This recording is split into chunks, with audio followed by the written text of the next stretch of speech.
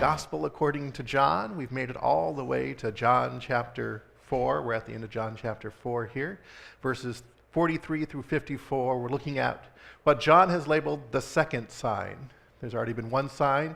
This is the second sign, and it's interesting that this morning we have several people coming for prayer, for healing, because the second sign indeed is Jesus healing. And how is that a sign of who he is and what he's all about? So we'll take a look at that. I wanted to start with what I called kind of a twisted saying, because it's one of those things that has sort of sparked a lot of discussion amongst theologians and those who write commentaries on the Bible. How do you interpret this? This is the very beginning of the passage here. It says, when the 2 days were over, and if you're wondering what those 2 days were, those were the 2 days that he spent in Samaria. He had met the woman at the well, and he spent 2 days there in Samaria with her and the rest of the village.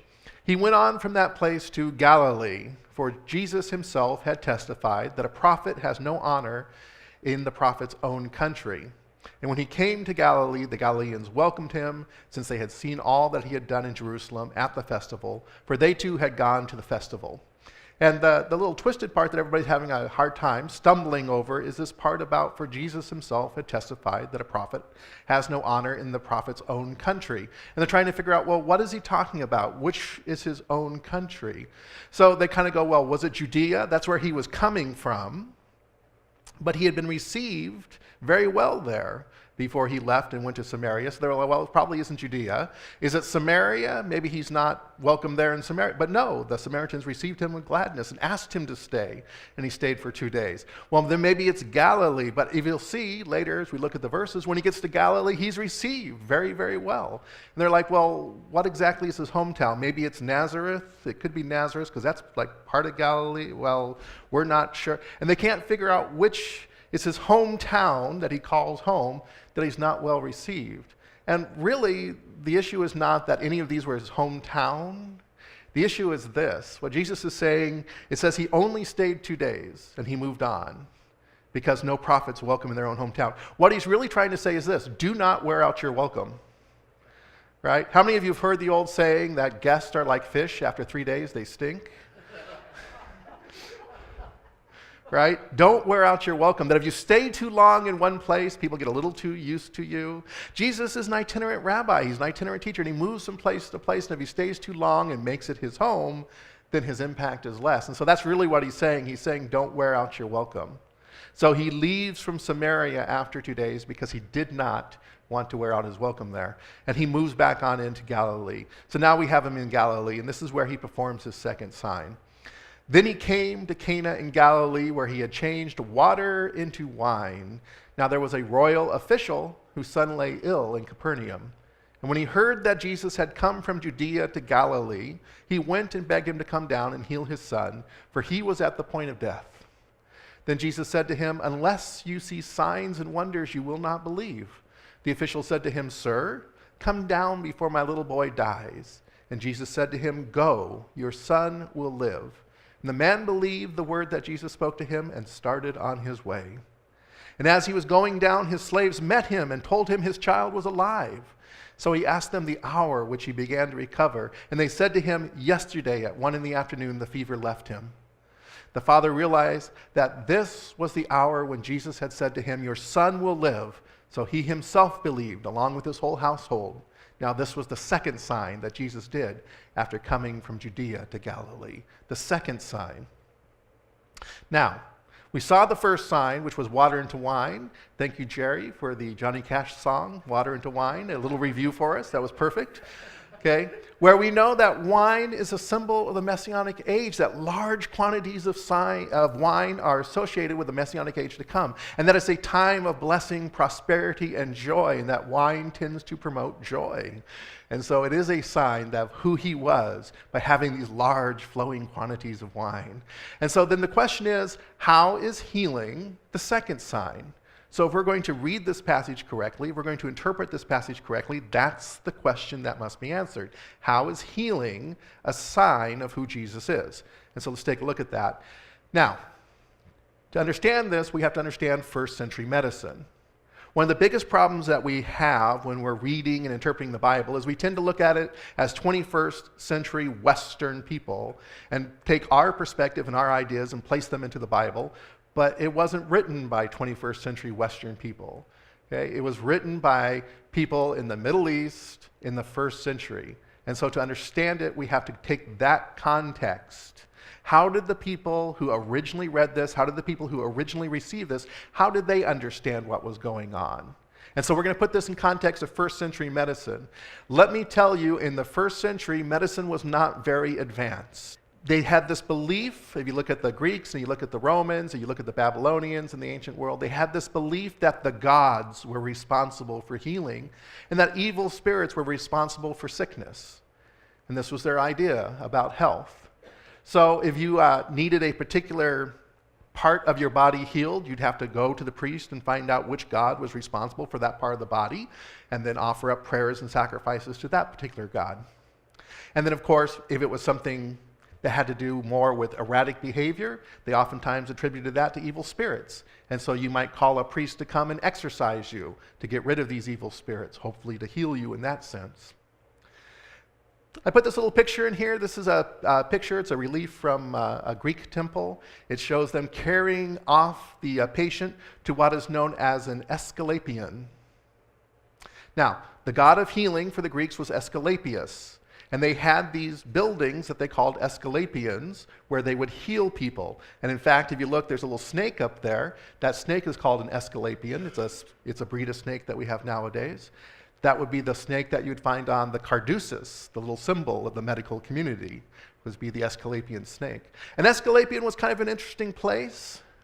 Basically, what they would do is they would bathe you on a regular basis, feed you healthy food, and let you rest. And while you were resting, you would, of course, be encouraged to meditate, and they would offer up prayers, and they would offer up sacrifices on your behalf for whatever was wrong with you. Kind of think of it like a spa with people who are praying for you. That would be what an Aesculapian is. This next little picture, this is kind of a little interesting picture. This is a whole collection of what looks like various body parts. These are castings that were taken off of artifacts that they dug up from an old Aesculapian. Okay?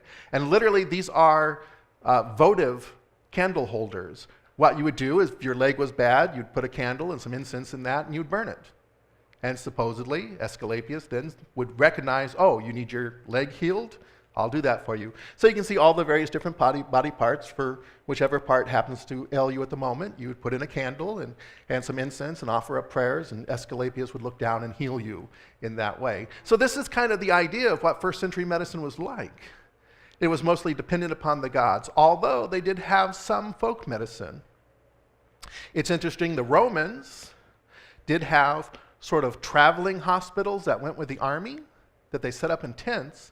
And then, of course, since the army was kind of spread out, they left the tents in place and eventually built buildings. So along the Roman roads, those were some of the first hospitals that were built, were these places where you'd go and rest and be treated and things like that. They did have some folk medicine where they recognized that certain herbs had certain medicinal properties, and so they would use those. So, and again, for our first century Jews, which of course are the ones looking at this sign, they believed that both healing and disease came from God.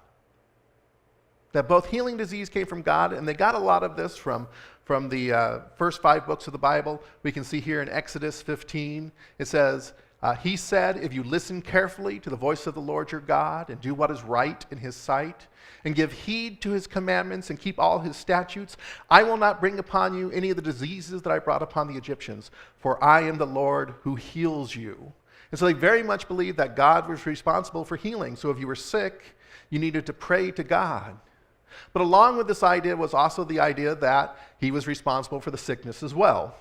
If you do not diligently observe all the words of this law that are written in this book, fearing this glorious and awesome name, the Lord your God, then the Lord will overwhelm both you and your offspring with severe and lasting afflictions and grievous and lasting maladies. He will bring back upon you all the diseases of Egypt, of which you were in dread, and they shall cling to you.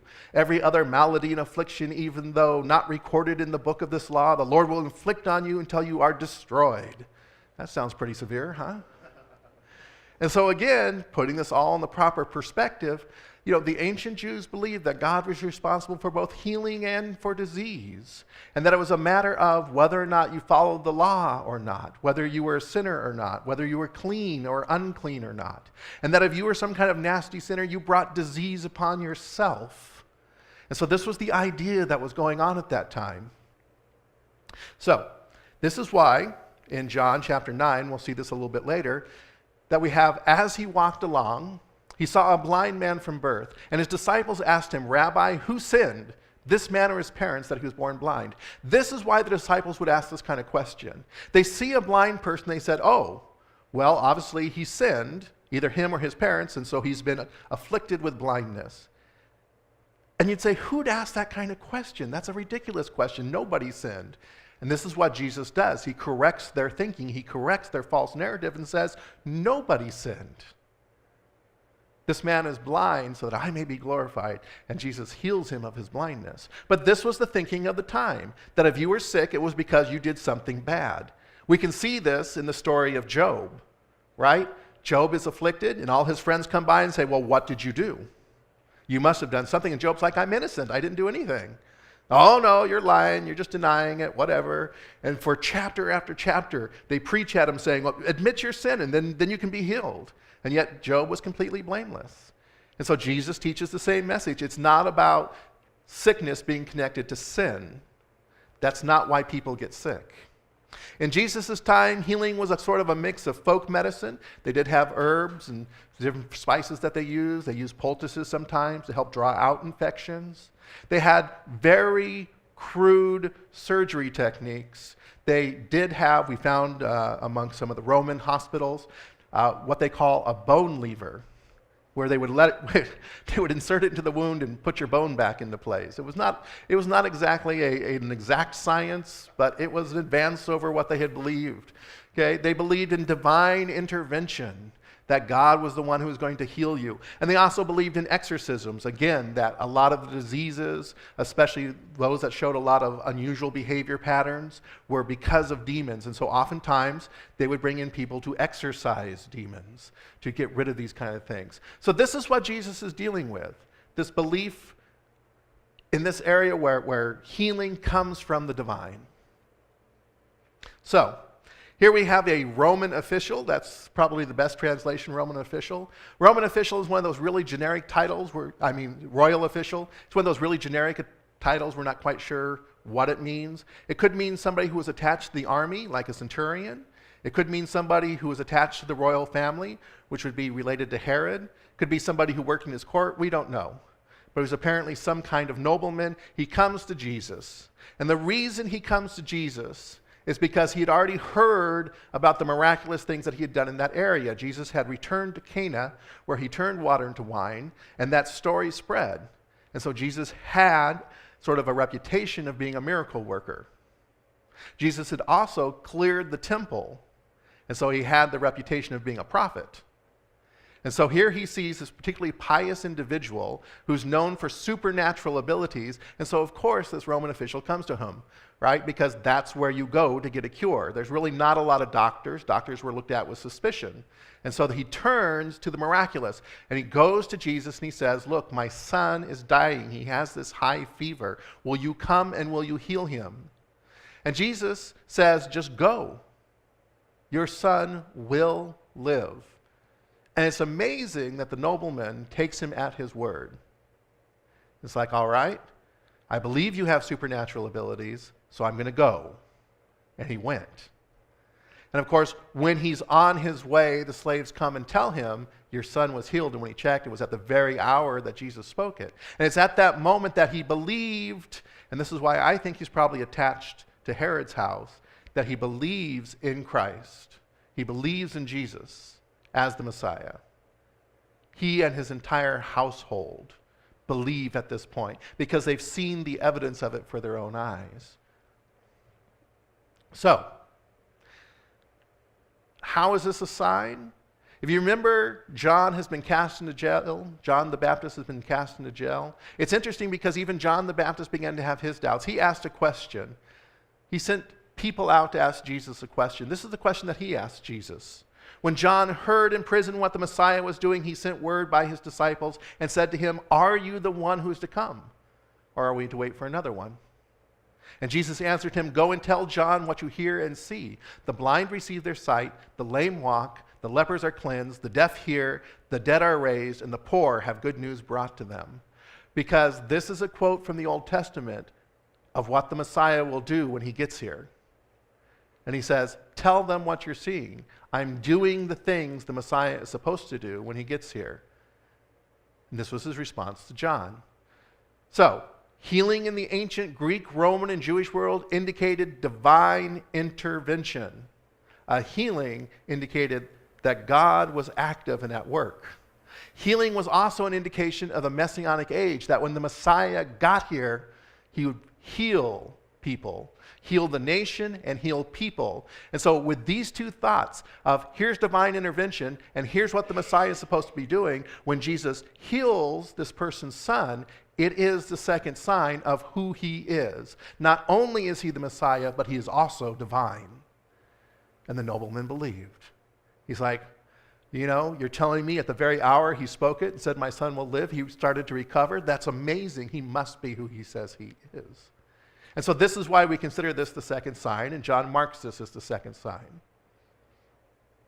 So let's correct some false narratives. We need to work out a couple of things here. Sometimes we get some crazy ideas in our head. Here's one of those crazy ideas, that God punishes people by inflicting sickness. You know, this, of course, is an idea that goes all the way back to the ancient world. That God is mad at you and he's going to punish you by inflicting sickness upon you. And I've actually heard people say this.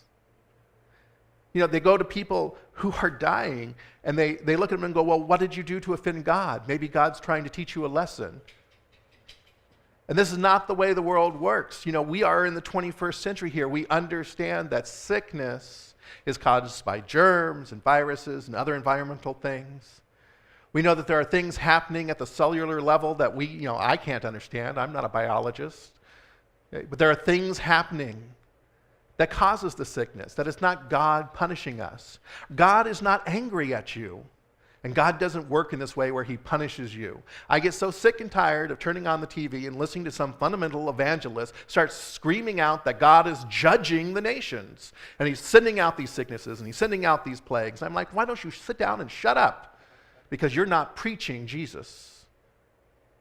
Because Jesus was about healing and correcting these kind of false narratives. Disease is a natural process. It's not a punishment from God. If a person gets well, it's a sign of God's favor. That God only heals people he likes. God only heals the good ones. All the rest of you are on your own, you're going to have to die. That if for some reason God doesn't heal you, it's because you're not good enough. You haven't been godly enough. You haven't been righteous enough. Maybe you have unconfessed sin in your life. I heard one time in a prayer line, sometimes I just cringe when I hear things that come out of people's mouths. They're like, well, this healing won't stay, it won't stick unless you have all your sin confessed. Do you have any unconfessed sin? I'm like going, what kind of nonsense theology is that? It has nothing to do with that. Healing's not about whether God likes you or whether you're good enough. Healing is all about God's mercy and grace. These unexplainable supernatural cures are a sign of God's mercy and grace, that he has mercy and grace towards his creation. Another false narrative, demons are the cause of many physical and psychological problems. I can't tell you the damage that has been inflicted upon so many individuals because of this teaching. In 1973, a particular couple, Frank Hammond and his wife Ida May, wrote a book called Pigs in the Parlor, in which they explain their need for deliverance ministry, and that's probably the most influential book out there about deliverance ministry. Just about every other book out there about deliverance ministry has quoted from this book. And they believe that every psychological problem, depression and everything else, any health problem that you have is caused by demons, and that you need to be delivered and have an exorcism.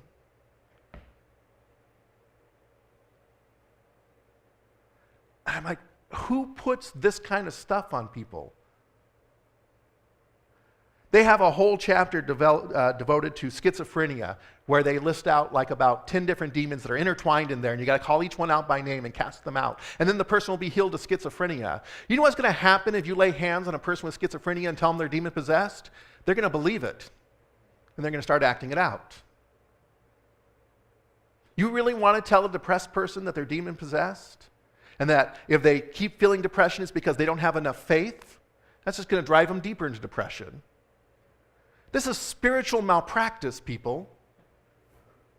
This does more damage to anybody. And there are a lot of folks sitting in this room who were told that because you are LGBT, you're demon-possessed. And there's a few people in this room who've probably experienced somebody trying to cast that demon out. Good luck.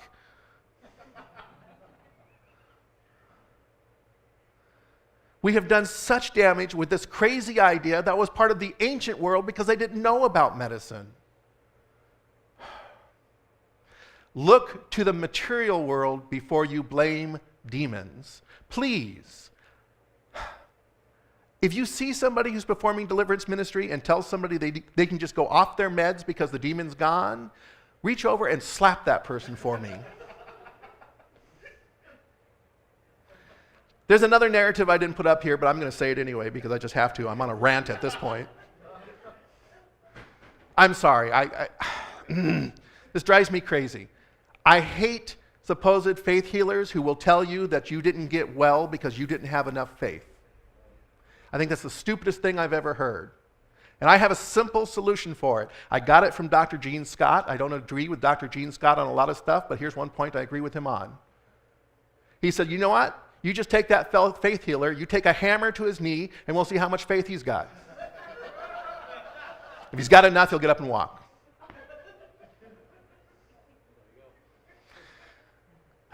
Forgive me, Lord, I should not advocate violence, I know it, but sometimes I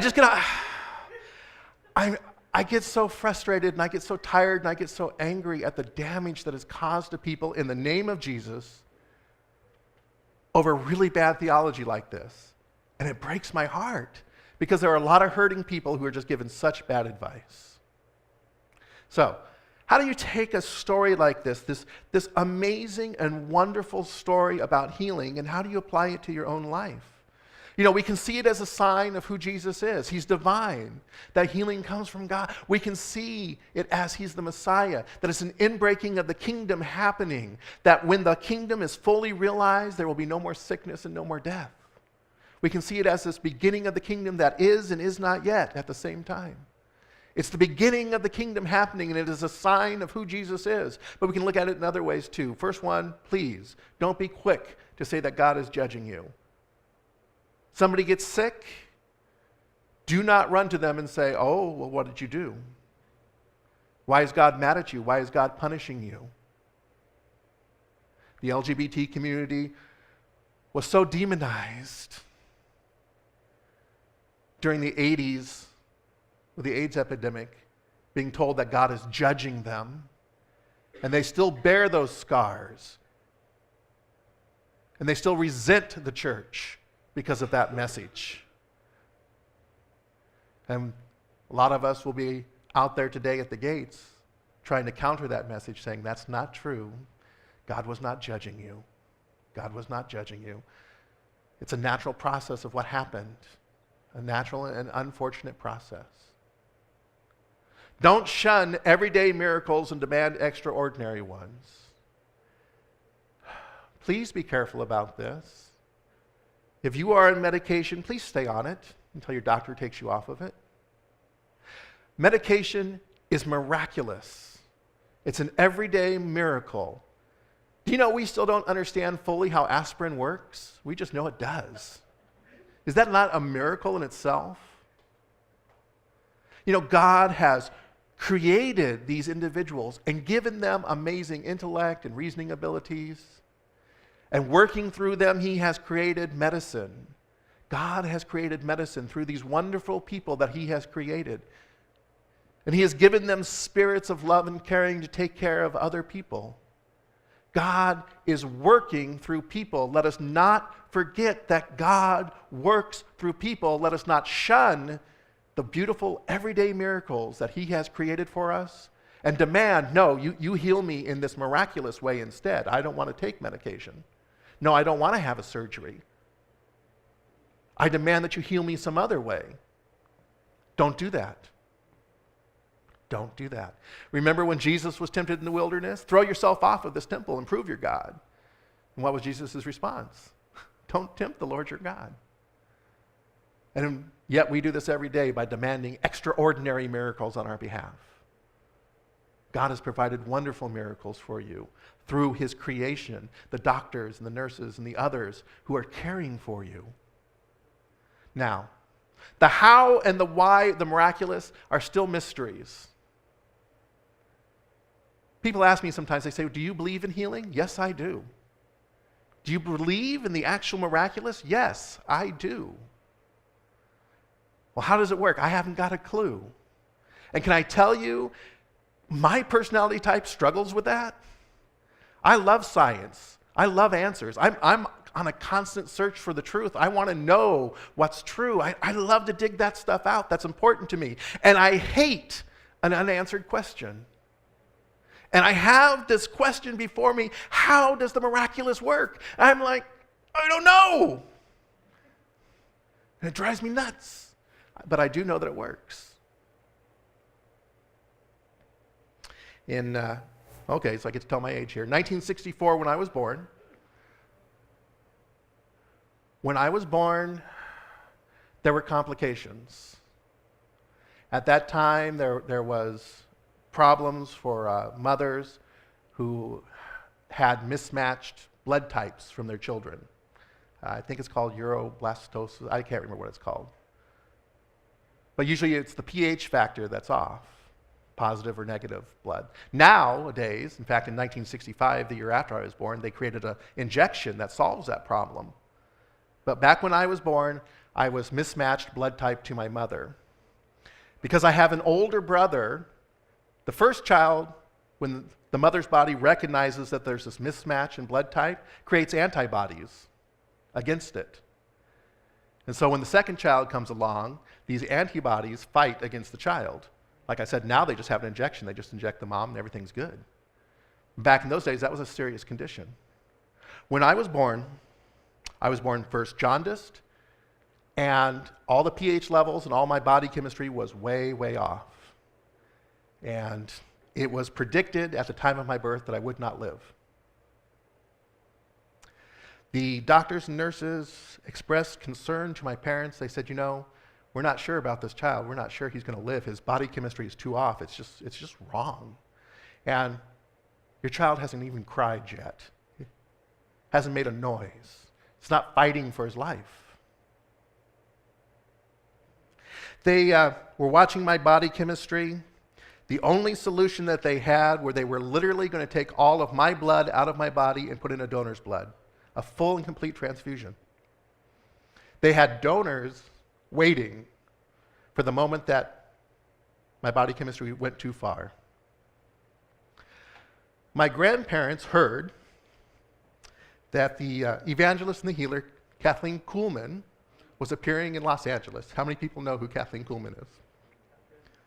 Yeah. So they went. They asked for prayer, and the entire congregation stopped to pray. It was at that moment, much like this story, that my body chemistry straightened out, and I cried for my first time. How does it work? I don't know. I just know it does. Why some people and not other people? I don't know. I just know it does. I just know it happens. I like rational, reasonable explanations. I like logic. I like science. But I have been there, present, in a prayer group, when I watched a woman with a tumor on her arm, and I watched that tumor dissolve as we laid hands on her. I watched it happen. Gone. And I have no explanation for it. And it drives me nuts. I wish I could have some formula that say, well, if you believe this, or you claim this verse, or you do this, or you do that, or you do something else, then God's going to answer it and everybody's going to get healed. The hows and the whys and the whos, I haven't got a clue. I just know it happens. And all I have to offer you is anecdotal evidence. I know sometimes you're like, well, it's just an anecdote. Yeah, I know. But that's all I have to offer you. But I can tell you this, that our God is the God of hope. And even in the most hopeless cases, because they were sure I was going to die, oh, by the way, the other part of it was, after I got healed, let me tell you this part. After I got healed, and you better not make any jokes. After I got healed, they told my parents, there's been so much damage to his body, he may not live very long, even though his body chemistry is straightened out. He may not live very long, and if he does live, he will be mentally retarded. I told you to behave yourselves. Shame on you. After I got my second master's degree, my mom said, see, you proved him wrong.